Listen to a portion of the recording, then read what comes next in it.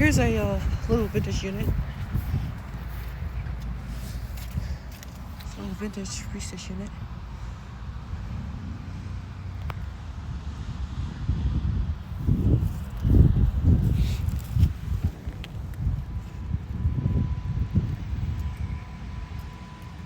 I see the grill and the motor, film light.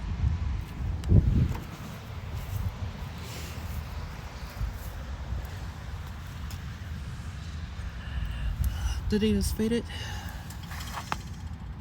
It's not been running. I think it's from 1970s or 80s. Can't really tell. All right. Over and out.